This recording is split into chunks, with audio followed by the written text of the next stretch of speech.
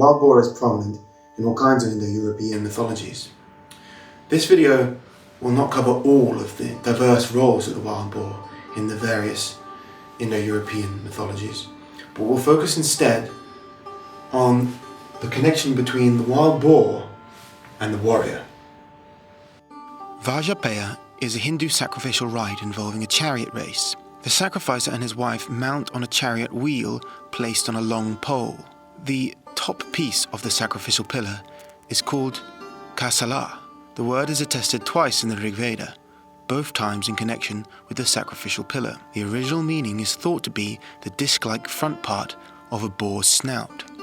Casala is related to Indo-Aryan kars, which goes back to proto-Aryan kars, from proto-indo-European quels, which means to draw furrows. Wild boar use their snouts to furrow the earth like a plough. This is probably where the word came from. The Maitrayani Samhita recension of the Krishna Yajurveda text describes the boar's snout and the earth in the context of the establishment of sacred fires, on which soil thrown up by the boar must be used. Shatapada Brahmana is a prose text describing Vedic rituals. It says that in the beginning the earth was dug up by a boar called Emusa, which is why the garma pot in which sacred offerings of warm milk are made for the Nasatyas must be made from the soil dug up by wild boars. In one myth, Indra also slays a boar demon called Emusa, and Vishnu then offers the beast as a sacrifice to the gods. This is so the gods could then attain the wealth of the Asuras, which the boar had hoarded. In later post-Vedic Hinduism, Vishnu appears as a boar avatar called Varaha, who rescues the earth goddess from the demon Hiranyaksha. Varaha slew the demon and lifted the earth out of the ocean with his tusks. This comes from an earlier myth in which a cosmogonic boar deity, Emusa, lifts the earth from the waters. The Hindu tradition preserves an earlier Aryan custom of the god of victory in the shape of a boar going in front of Mitra, the original chariot warrior. On the 12th day of the fire altar ritual, the sacrificer offers 5 oblations on the front part of the chariot, called Rathamukha. We can compare this to the aforementioned sacrificial pole, which would indicate that the top piece, casala, is fixed to the tip of the pole at the front of the chariot. Thus, the boar, symbolized by his snout, always goes in front of the chariot warrior.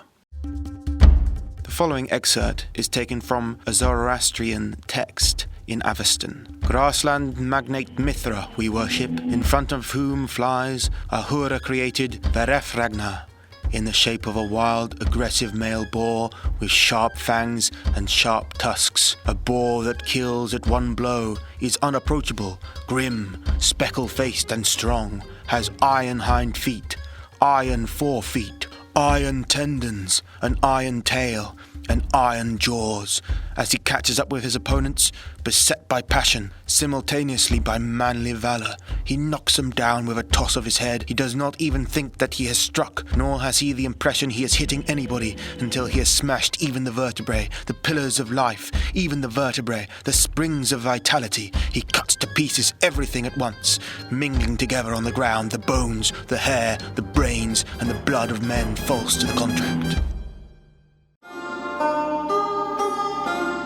Both Celtic and Germanic people had sacred boars in their myths.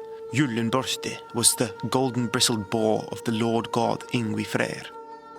Truth was the enchanted boar hunted by King Arthur and his knights in Celtic mythology.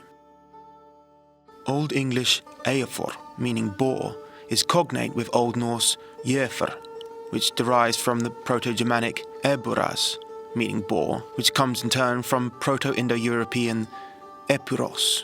Is this related to the word Emusa? The Roman historian Tacitus, in his book Germania, describes either a Germanic or Celtic people called the Esti as follows.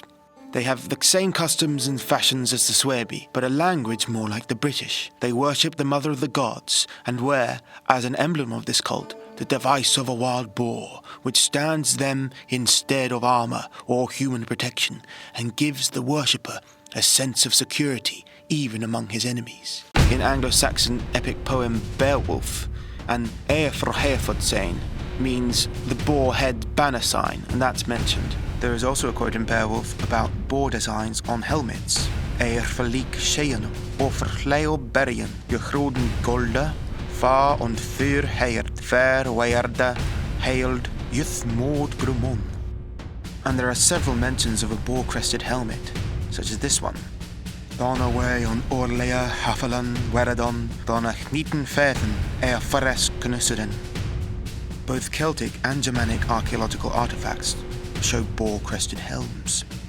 The Gullinbursti cauldron was found in Denmark and is dated to around the time of Tacitus, but it is thought to have been made by continental Celts rather than Germanic people. It clearly depicts men wearing boar-crested helmets. In Sweden and England there are Germanic helmet pressblecks found from the Vendel era depicting similar boar crests. This one shows a mounted warrior. There are also 2 anglo-saxon helmets that have been found with actual boar crests. Here is a replica. Even the famous Sutton Hoo helmet has eyebrows ending in gilt bronze boar heads.